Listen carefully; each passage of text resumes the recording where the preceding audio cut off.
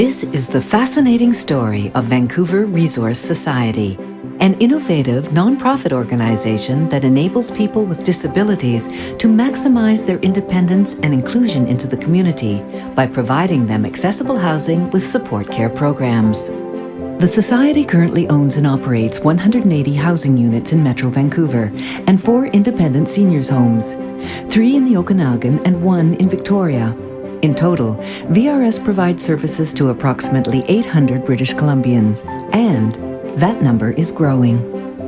As Executive Director Ken Fraser explains, it's phenomenal what people can do when they're integrated into the community, have support services, and live in a place they can call home.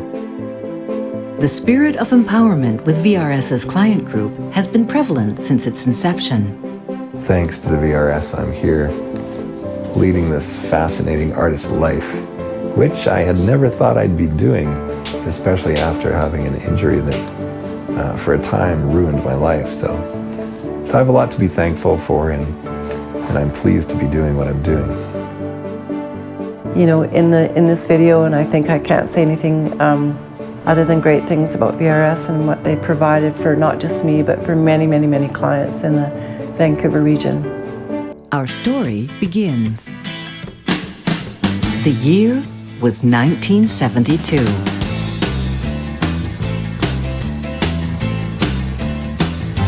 Canada played Russia in the memorable Summit Series.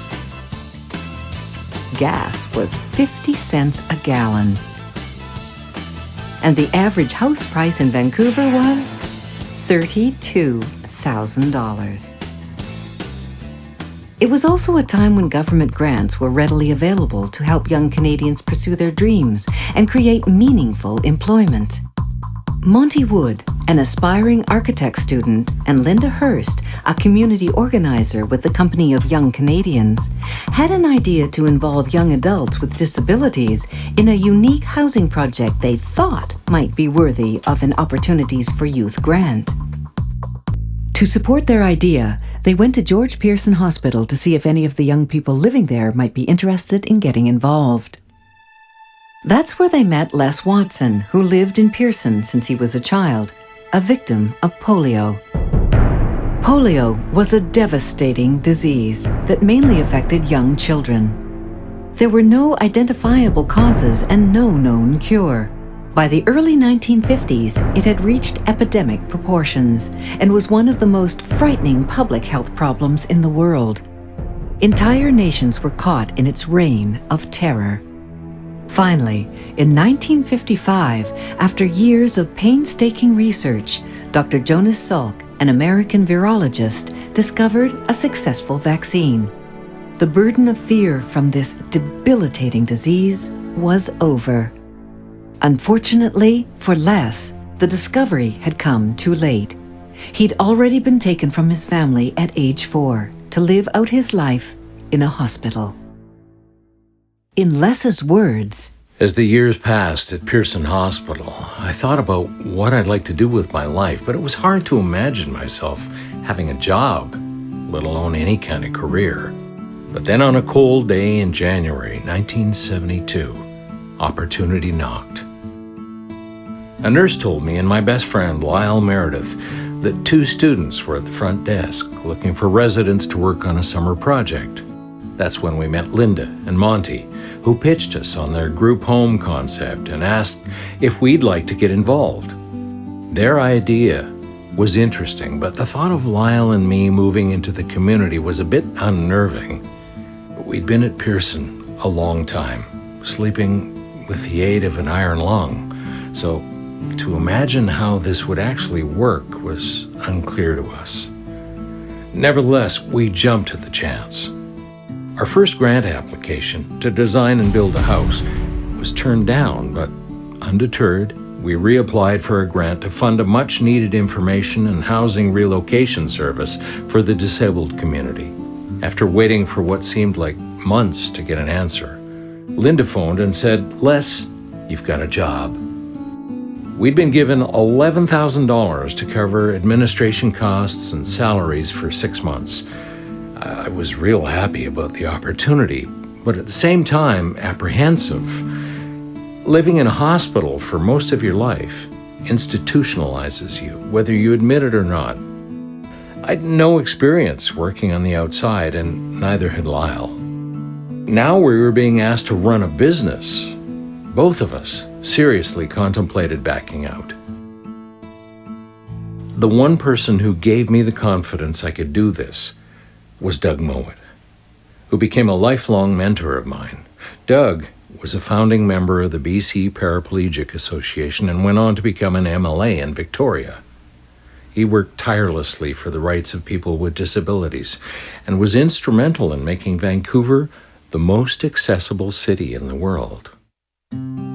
Doug rented a space in the BCPA building for $100 a month, and on June 1st, 1972, the Handicap Resource Center, as we were called then, was officially in business. I was making $360 a month, and life just couldn't get any better. Over the next 2 years, many people benefited from our services, but one thing really frustrated us.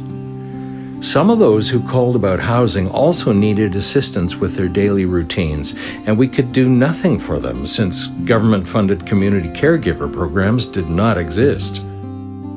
That a young person had to live in an institution because of this fact just wasn't right. In the spring of '74, we talked about lobbying the government to open a group home with a care component that would give people with significant disabilities an opportunity to live in the community instead of an extended care facility. There was nothing like it in BC, or the rest of Canada for that matter. This was a game-changing moment in the history of the organization and would become the template of our shared care housing model. The next major step forward happened in 1976, when an initiative by CMHC enabled VRS to purchase its first home. This provided stability and led to more opportunities. By the early 1980s, the Society owned and operated 12 homes in Metro Vancouver, with more coming on stream. In addition, talks had begun at the board level about other options for our clients, such as being able to live in their own apartments. That finally happened in 1990 with the opening of Blair Court, 2 years after Ken Fraser succeeded me as executive director. We've seen a better model, so that's where we came up with the Blair Court idea of a 39-unit building that was fully integrated with senior single-parent families and people with disabilities. So that was the start of it, and we've done dozens since. And from there, we continued on. I guess Bloomfield Gardens would have been the next successful independent apartment living. That one's been a success, and since then we've gone on and purchased the Hudson Street apartments, the 9 units at Woodwards, the Fraser Street 25 units there, 42 units on East 7th, 28 units in North Van. It's starting to snowball a little bit now, and it's getting a little bit easier to do them as we get better at it. Developers know us, municipalities know us a bit better. So our ability to put these projects together seems to be picking up some momentum. VRS currently owns and operates 11 seniors residences, 10 in BC and 1 in Alberta, providing excellent quality services to more than 1,200 people. Right now we're serving clients from 0 to 100. So we've got the children's group homes for kids under 19, and then we've got the group homes for the younger kids as they become more independent, and then we go to independent apartments as they move through, and then when they hit their 80s, they can move into our seniors independent living facility. So we got the full spectrum.